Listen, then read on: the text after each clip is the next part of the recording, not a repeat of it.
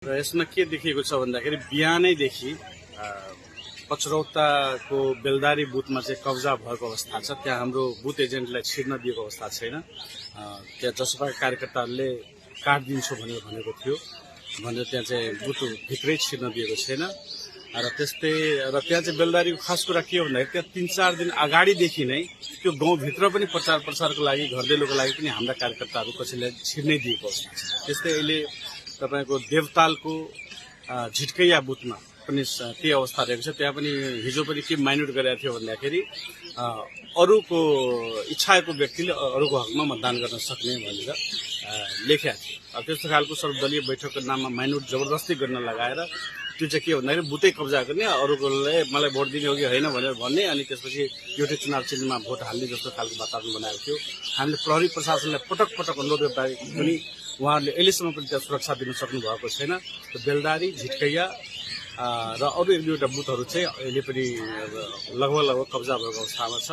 त्यहाँ चाहिँ हामीले प्रशासनलाई अनुरोध गरेका छौँ। यहाँले चाहिँ कब्जा भएको भन्नुभयो, अनि भर्खरै हामीले एमालेका उम्मेद्वारसँग कुरा गरेका थियौँ, त्यो कब्जा गर्ने सम्भव पनि छैन, त्यो कब्जा हुने अवस्था पनि छैन भनेर भर्खरै अघि मात्रै भन्नुभयो। तपाईँ कहिले जानुभएको छ? बेलदारी जानुभएको छ? बेलदारी जानुभएको छ? एमालेका कार्यकर्ताहरूलाई पनि त्यहाँ पिटेर गाउँबाट बाहिर निकालिदियो। फेरि उम्मेद्वारले चाहिँ कब्जा हुन सक्ने अवस्था छैन भने किन भन्नुभयो? उम्मेदवारले भन्नुहुन्छ, उम्मेदवारले घुम्न पाएको छैन नि, हामी घुम्छौँ नि, पत्रकारले पुग्न सक्नु पर्यो नि। त्यहाँको प्रहरी प्रशासनले डाइरेक्टली कुरा गर्दै परेपछि हामी तपाईँलाई सुरक्षा दिन सक्दैन, तपाईँ यो गाउँबाट बाहिर जानुपर्ने भन्छ। यस्तो खालको परिस्थिति, त्यहाँ त्रासको परिस्थिति सृजना गरिएको छ, जहाँ पनि झडपको परिस्थिति सृजना गरिएको छ। र यो यसमा चाहिँ प्रहरी प्रशासन पनि मिलोमतो देखिएको छ। किनभने हामीले पटक पटक अनुरोध गर्दाखेरि चौकीले चाहिँ यदि नेपाल सरकारले सुरक्षा दिन सक्दैन भने त्यो या त नेपाली भूमि होइन भन्नु पर्यो। नेपाली भूमि होइन सक्छ मुखले भनेर हुन्छ?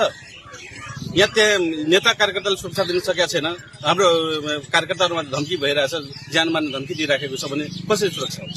कसरी जनताले स्वतन्त्र रूपले मतदान गर्न सक्छ? अब के गर्नुहुन्छ? तपाईले हिजै पनि आफ्नो फेसबुक मार्फत जानकारी गर्नुहुन्छ यो बुथहरू चाहिँ कब्जा हुन सक्छ, त्यहाँ धारले हुन सक्छ भने हामी त सबैलाई अनुरोधै गर्छौँ। पत्रकारहरू तपाईँहरू पनि यहाँ भन्दा पनि त्यहाँ कब्जा हुने बुथमा गएर हेर्नुहोस् न कहाँ सुरक्षित मतदान भइराखेको छ। त्यहाँको मेयरले जबरजस्ती गरेर कब्जा धम्काएर मान्छेहरूको मत लिइराखेको छ। त्यो हेर्न सक्नु पर्यो। पत्रकार बन्धुहरूले त्यहाँ गएर लाइभ गर्नुहोस्, हेर्नुहोस् गाउँभित्र मान्छे जान दिन्छ कि? म राष्ट्रिय अध्यक्ष हुँदा त मेरो जाने अवस्था भएन त्यो गाउँमा। त्यस्तो खालको गुण्डागर्दी जङ्गलराज लादिएको छ यहाँ।